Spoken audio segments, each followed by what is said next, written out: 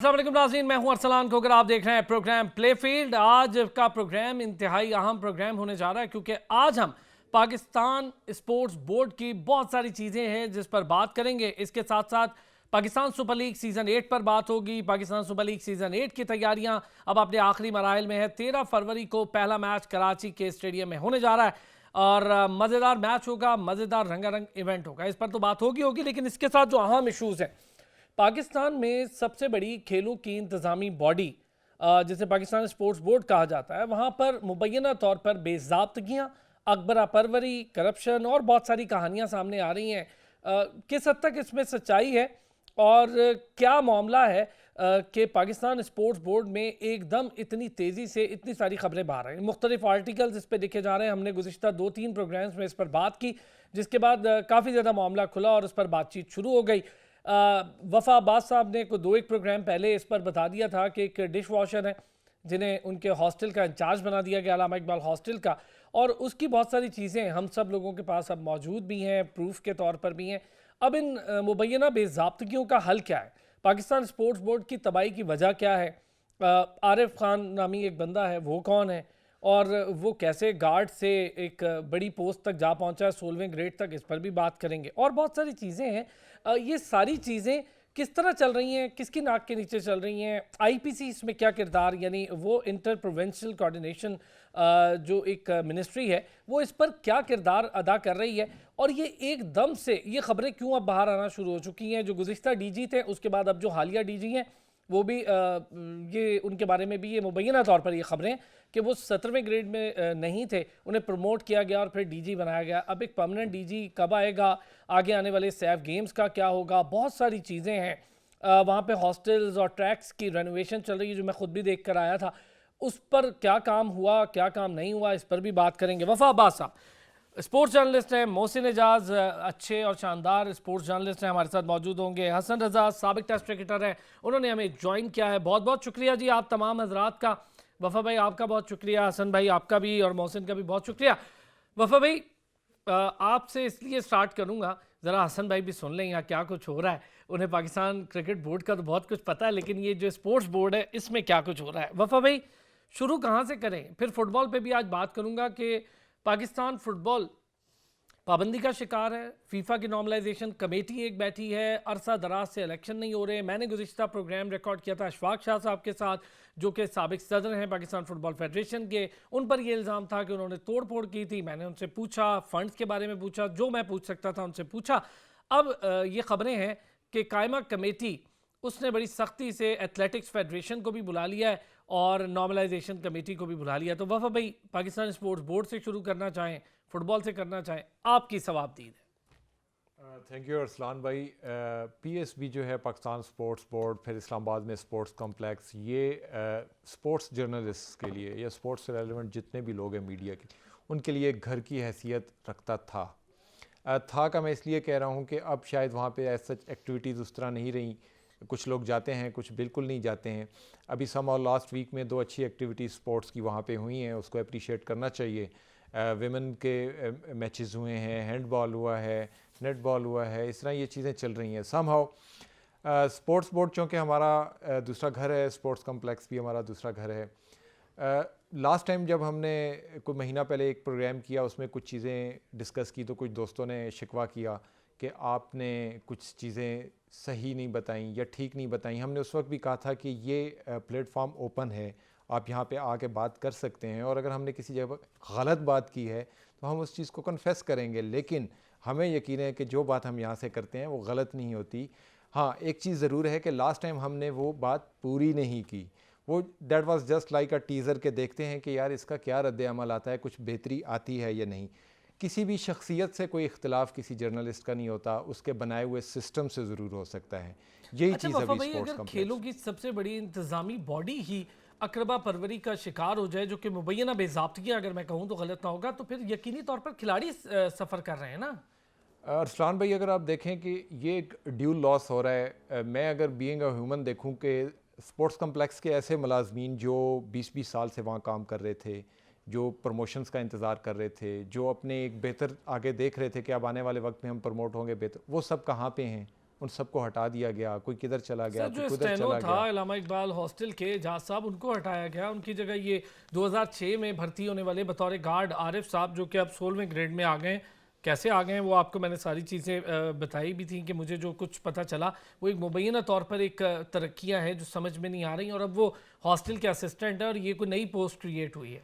अरसलान भाई देखें, जब भी किसी सिस्टम में कोई प्रॉब्लम क्रिएट की जाती है, वो उस सिस्टम को रोकने वाले लोग, उसके ख़िलाफ़ बोलने वाले लोग वहीं पे होते हैं। आपने जो डॉक्यूमेंट्स शेयर किए हैं, जो दिखाई हैं विद प्रूफ, साइंड हुए हुए लेटर्स हैं, मतलब मैं हैरान होता हूँ कि एक इतने बड़े इदारे में अगर कोई कॉम्पिटेंट इंसान बैठा हो, वो किस तरह इनको साइन कर सकता है, वो किस तरह एक चीज़, एक अपनी वहाँ पे काम करने वाले मज़दूर का हक मार के किस तरह किसी को ऐसे प्रमोट कर सकता है जिसकी ला इजाज़त नहीं देता। तरक्की करना हर किसी का हक है। मैं ये नहीं कहता कि फ़लाँ इंसान ने तरक्की क्यों की, लेकिन किसी का रास्ता काट के अगर आप एक कैडर के लिए भर्ती हुए हैं तो आप एक जंप किस तरह किसी को दे रहे हैं जब वहाँ से पहले के लोग मौजूद हैं। आपने फुटेजेस भी कुछ मुझे दिखाई थी जिसमें वुडन फ्लोर को हमने देखा कि किस वो भी तरह मुझे वहीं से भेजी गई, किस तरह वो वुडन फ्लोर जो है वो वहाँ के मुलाजमीन आपस में बांट रहे हैं, गाड़ियों में रख के अपने अपने घरों में ले जा रहे हैं। भाई ये पैसा इस मुल्क के खिलाड़ियों के लिए था, उन बच्चों के लिए था जो जिन्होंने वहाँ आके रहना है उनकी। और स्क्रैप के हवाले से किसी ने कहा कि जी आपने पहलों की, हमने इससे पहले जितने डीजीज रहे हैं मेरा ख्याल सबकी जहाँ जहाँ पे कोई प्रॉब्लम होती थी हमने उस चीज़ को डिस्कस किया है। कम से कम ये होता था कि स्पोर्ट्स की कहीं ना कहीं जाके वो बेहतरी हो रही होती थी, हर चीज़ बिल्कुल। लेकिन एक चीज़ वफा भाई जो मुझे लगता है कि कर्नल आसिफ साहब की अगर मैं बात करूं, कर्नल आसिफ साहब से जब सवालात करते थे तो जवाब देते थे, ये उनमें एक बात है। आपने भी उनसे सवाल किया, हमने भी किया, तो उन्होंने जवाब दिया, ये बात उनमें है। बाकी लोग तो अच्छा, मैं मोहसिन को भी इन कर लेते हैं वफा भाई। मोहसिन और हसन भाई ने भी हमें ज्वाइन कर लिया। पहले ज़रा मैं मोहसिन से फिर हसन भाई से ज़रा PSL पे बात करूंगा। मोहसिन कैसे हैं? मोहसिन मेरी आवाज़ आ रही है आपको? मोहसिन, यार मोहसिन की आवाज़ नहीं उस तक आ रही है। अच्छा चले मैं करता हूँ। हसन भाई मेरी आवाज़ आप तक तो आ रही है?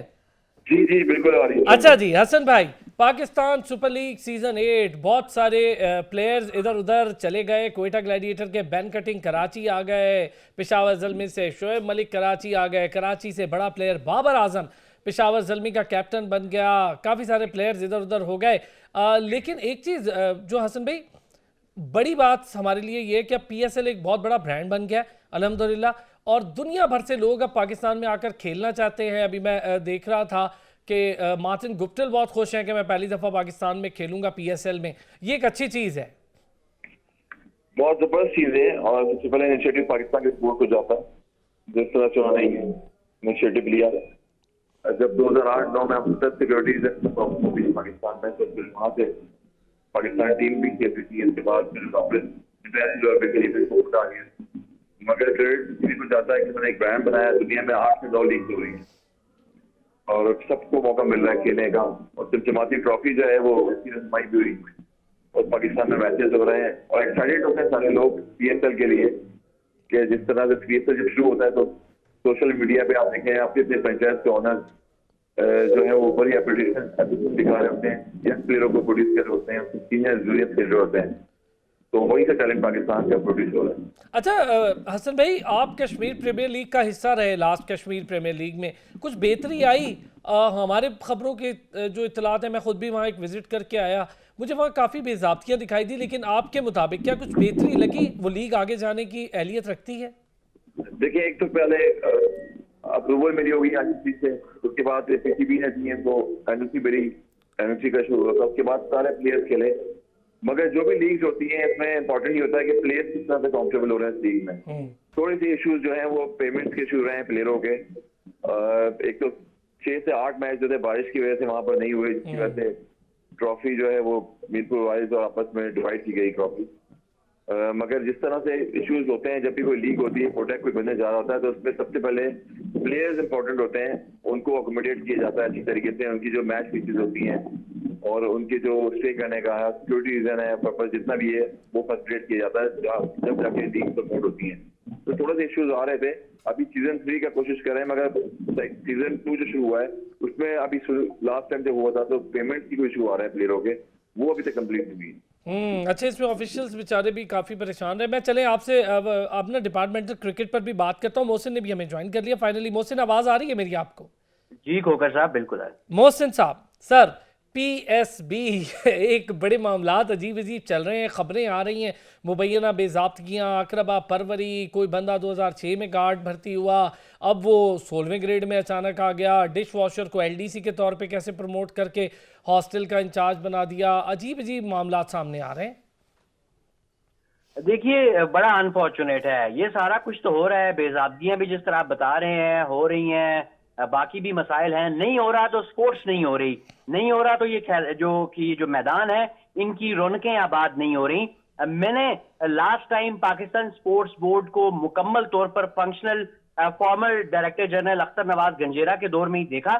उसके बाद ना तो उस तरीके से कैंप्स लगे, ना उस तरीके से हमारी पार्टिसिपेशन हुई, ना उस तरीके से यहाँ पर इवेंट्स हुए। अब देखें कितना बड़ा एसेट है हमारे पास ये पाकिस्तान स्पोर्ट्स कॉम्प्लेक्स, लेकिन अभी आप चले जाएं और आपको वहां पर कुछ भी होता दिखाई नहीं देगा, कोई स्पोर्ट्स होती दिखाई नहीं देगी। बड़ा उक्का दुक्का कोई एक आधा कोई once in a blue moon event हो जाता है, या कोई आपको जो है वो ट्रेनिंग कैंप मिले। यहाँ पर पुलिस के टेस्ट होते दिखाई देते हैं। शाम को जाके कोई 20-25 लोग वहां पे वॉक कर रहे होते हैं, बाकी तनख्वाहें सारों की जा रही हैं। जिस तरह अभी आप अपने इंट्रो में बता भी रहे थे कि बाकी जो मामलात हैं, जो इरेगुलरिटीज हैं, वो भी चल रही हैं, तनख्वाहें भी चल रही हैं, मौजें भी लगी हुई हैं, अफसरियां भी लगी हुई हैं लोगों की, लेकिन स्पोर्ट्स नहीं हो रही। और ये जब भी ओलंपिक्स होते हैं, जब भी कॉमनवेल्थ गेम्स होती हैं, जब भी अच्छे लेवल के इंटरनेशनल मुकाबला होता है, तो फिर मैं और आप बैठ के यही बात कर रहे होते हैं कि जी मेडल नहीं आया, मेडल नहीं आया, हम जीत नहीं रहे, हम तो मेडल टेबल तक नहीं पहुंच रहे।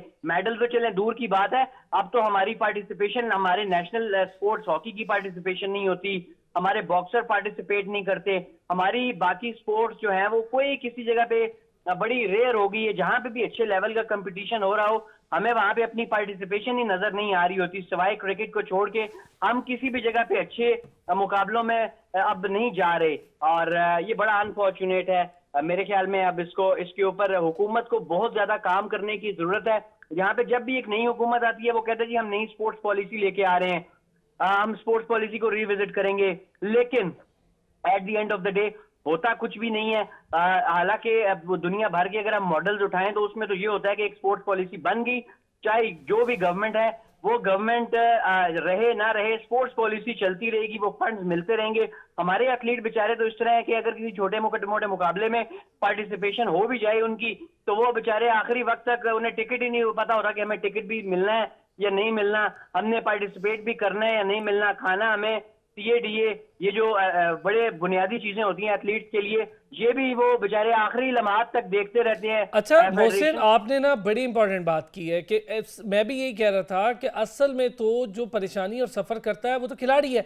अब मैं जिन जिन लोगों का जिक्र कर रहा हूँ, मुबैना तौर पर कर रहा हूँ कि मेरे पास जो इत्तलात हैं, वो एक बंदा है, वो असिस्टेंट डायरेक्टर कैसे बन गया, वो 2011 में किस पोजीशन पर आया था, वो और अब किस पोजीशन पर है, को 11वें स्केल का बंदा फ़ौरन 16-17 पे चला जाता है। उन लोगों की ट्रांसफ़र भी हो रही है, पोस्टिंग्स भी अपनी मर्जी से हो रही है, दो जगह पर उन्होंने ट्रांसपोर्टेशन भी अपने पास रखी हुई है, फिर वो AD हॉस्टल भी हैं, ये भी बड़ी अजीब बात है। उनके तो मज़े लगे हुए हैं, तो खिलाड़ी रुल रहा है।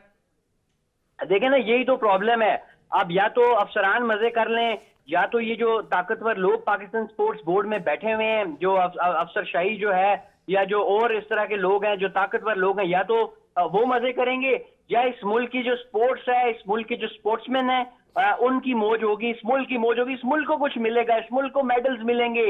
जब आपको एक बड़ा स्ट्रॉन्ग सिस्टम लाने की जरूरत है। देखें, अभी वजीर आजम पाकिस्तान को इस मामले का बड़ा सीरियस नोटिस लेना चाहिए, और इसके ऊपर एक ऐसा मैकेनिज्म बनाए जो हमारे फॉर्मर ग्रेड्स हैं, वो चाहे किसी भी स्पोर्ट्स से उनका ताल्लुक है, चाहे कोई हॉकी का ग्रेड है, चाहे कोई स्क्वाश का ग्रेड है, चाहे कोई बॉक्सिंग का ग्रेड है, आप उनको लाएं, आप उन्हें बिठाएं, आप उन्हें बताएं कि आप अपने दौर में आपने रूल किया दुनिया को, आप बादशाह थे अपने वक्त के, अब आप बताएं क्या वजह है कि हम पीछे रह गए हैं। हमें सिस्टम बना के दें, पॉलिसी बना के दें, ताकि हमारी स्पोर्ट्स आगे की तरफ जाए, उनको फुली एम्पावर किया जाए, और उनको ये कहा जाए कि कोई आपके काम में मुदाखलत नहीं करेगा, आप एक ऑटोनमस बॉडी होंगे, आप जैसे पूरी दुनिया में होता है, और आपने हमें रिजल्ट देने हैं। देखिए, ये आज अगर काम शुरू होगा तो 10 साल लगेंगे। जो बच्चा आज 8-10 साल का है, जब वो 18 साल का होगा तो तब आपके पास यार medals आएंगे। वेल सेड ये मोहसिन, कोई बहुत oversight अच्छे तो होना आपने ना कुछ नहीं है, लेकिन बड़ी सही नब्ज पे हाथ रखा है वफा भाई।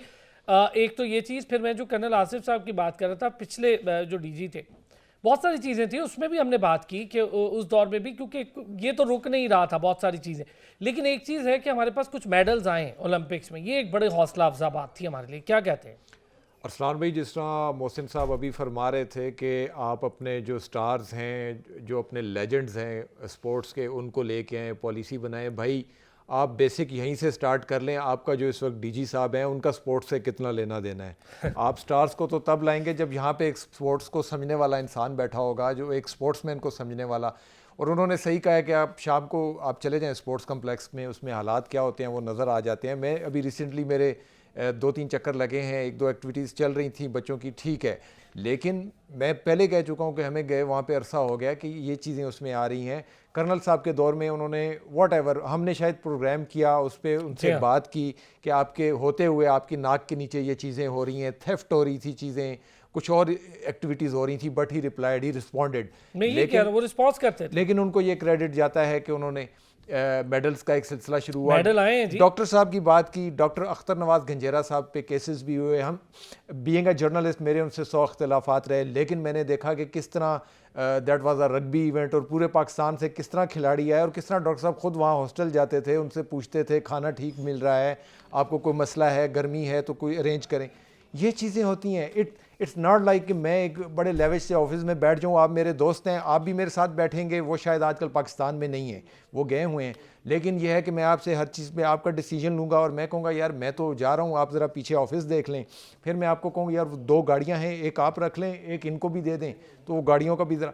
अभी लास्ट टाइम हमने जो बात की थी कि डीजी के घर में कौन रह रहा है, भाई आप उसको ही क्लियर कर कोई देते। अकाउंट से रह रहे हैं और कोई एक अजीब और नाम के कोई आदमी मैं लेना नहीं चाह रहा। आपने अरसलान साहब जो डिटेल शेयर की, गाड़ियों के नंबर्स तक आपने दिखाए, बताए कि भाई ये गाड़ी है किसके पास है। यार ये पैसा इन बच्चों के लिए मिलता है, ये फंड्स आते हैं, फंड्स आप इनको किस तरह जस्टिफाई करेंगे? मैं कहता हूँ छोड़ दें। मैं एक जर्नलिस्ट हूँ, मैं आपसे एक दफ़ा मिलूँगा, 10 दफ़ा मिलूँगा, शायद दोबारा नहीं मिलूँगा।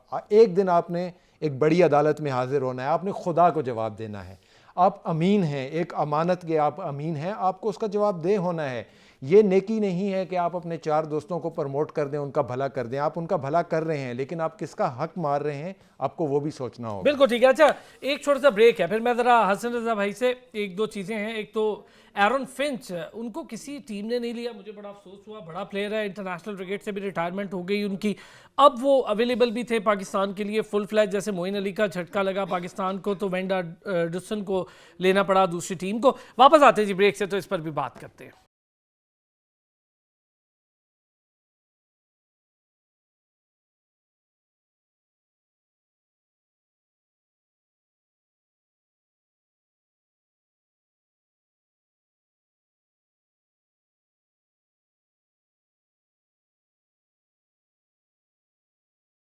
वेलकम बैक जी। मैंने जैसा कि कहा था, जरा अब हसन भाई से बात होगी एरन फिंच वाले मामले पर। हसन भाई, एरन फिंच को पिक नहीं किया, मुझे बड़ा वैसे अफसोस हुआ, बहुत बड़ा प्लेयर है, इंटरनेशनल क्रिकेट से भी अब वो फारिग हैं, तो हमारे पास काफ़ी अच्छा मार्जिन भी था, मौका भी था कि एरन फिंच को फुल फ्लैश तौर पर इस्तेमाल करते। वो खुद भी चाहते थे कि पाकिस्तान सुपर लीग में खेले, मुझे उसका बड़ा अफसोस हुआ। वैसे इतने बड़े प्लेयर हैं वर्ल्ड क्लास पे, और जितने भी आप देखें, अगर वेस्ट इंडीज के प्लेयर्स हैं दुनिया के सारे 20 वाली फॉर्म में आ गए, क्रिकेट खेल रहे हैं। और पीएसएल तो ऐसा ब्रांड है जिसमें ख्वाहिश होती है प्लेयर्स की खेलने के लिए। दुनिया में 10 से 8-9 लीग हो रही है पूरे वर्ल्ड में। तो जितने प्लेयर्स आएंगे पाकिस्तान में पीएसएल में, बड़े प्लेयर्स, सीनियर जूनियर, तो उनका कॉम्बिनेशन बनता है। और जिस तरह से पाकिस्तान क्रिकेट बोर्ड मेहनत कर रहा है क्रिकेट पे भी, प्रोटेक्ट बना रहा है पूरी दुनिया में, तो उसी तरह से जितने बड़े प्लेयर स्टार आगे खेलेंगे उतनी इंप्रूव होगी पाकिस्तान की क्रिकेट। हसन भाई, आप समझते हैं कि बाबर आजम के लिए बेहतर हुआ है पेशावर ज़ल्मी में जाना? कराची में उस तरह शोकेस नहीं कर पा, कुछ प्रेशर में था बाबर, मुझे लगता है, लेकिन अब उसके लिए शायद अच्छा होगा पेशावर ज़ल्मी से खुल के खेलना। बिल्कुल खुल के खेलना। जिस तरह लास्ट ईयर देखा आपने कराची गेम्स में, एक प्लेयर है जो तीनों फॉर्मेट खेल रहा है, मगर फ्रेंचाइज के लिए डिफरेंट होती है। जब कंट्री के लिए खेलते हैं तो वो अलग प्रेशर है फ्रेंचाइज के लिए, और वर्ल्ड क्लास प्लेयर है नो डाउट, मगर जब टीम हारती है तो स्प्रेड हो जाती है सारी टीम। जितने भी फ्रेंचाइज के ओनर हैं, उनकी कोशिश थी कि अच्छी टीम का कॉम्बिनेशन बनाएं, और बाबर आजम नंबर 1 बैट्समैन है और स्टिल रहेंगे, अभी इनके पास नहीं है जो कि मजीद रिकॉर्ड ब्रेक कर सकते हैं। 9 मैचेस कंटिन्यू हमारे कराची किंग, जिसकी वजह से वो खुद भी डिस्टर्ब रहे। बॉलिंग मेंटोर भी इनके साथ वसीम अकरम थे, उन्होंने काफी हेल्प की। मगर बड़ा प्लेयर एक ही प्लेयर नहीं होता, उसमें 3-4 प्लेयर्स ऐसे होते हैं जो टीम को लेके चलते हैं। और individual performance no doubt Babar Azam की बहुत अच्छी है, मगर अब डिफरेंट रूप में आएंगे इस दफा PSL में, क्योंकि फ्रेंचाइज चेंज हुई है और फ्रेंचाइज में जितने भी प्लेयर्स हैं शफलिंग कर रहे हैं। अच्छा कॉम्बिनेशन देखने में आएगा PSL में। मोहसिन, एरन फिंच वाले मामले पर थोड़ी सी आपसे भी बात करूंगा। मुझे उनका बड़ा अफसोस हुआ कि मैं चाहता था कि उन्हें खेलता हुआ PSL में देखूं, और वो खुद भी चाहते थे। पिक करना चाहिए था, मेरा ख्याल है किसी फ्रेंचाइज को उन्हें पिक करना चाहिए था। अच्छा मोहसिन, चलें मैं ज़रा मोहसिन से वापस रब्ता करते हैं ना, तो फिर उस पर बात करते हैं।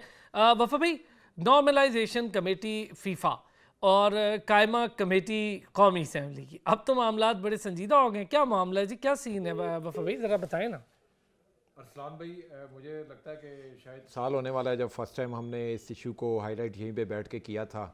बड़े तहजीब के दायरे में रहते हुए बहुत से लोगों ने हमें क्रिटिसाइज़ किया, ट्विटर पे बहुत सी ट्वीट्स आई और पूरे वर्ल्ड से आई पाकिस्तानियों की, कि आप इनके पीछे क्यों पड़ गए हैं। मैंने उस वक्त भी कहा, फिर बाद में भी हमने कहा कि हम किसी के पीछे नहीं पड़े, हम तो स्पोर्ट्स के पीछे पड़े हुए हैं कि वो बहाल होनी चाहिए। कायमा कमेटी ने सख्त अल्फाज में इस चीज़ का इजहार किया है कि इस हर चीज़ को इजी नहीं लेना चाहिए। हर कोई आपकी कमेटी का मेंबर या वो आपसे वो उसको फीफा के आने वाले डॉलर्स नहीं मिल रहे कि वो आपका एहतराम करेगा। एक बहुत हमारे सीनियर सहाफ़ी हैं, इंग्लिश जर्नलिज्म से वाबस्ता हैं, उन्होंने अपनी खबर लगाई और उसमें बड़ा उन्होंने क्लियर लिखा कि वारंट भी जारी हो सकते हैं। जी मोहित साहब की खबर जी बिल्कुल ऐसा ही है।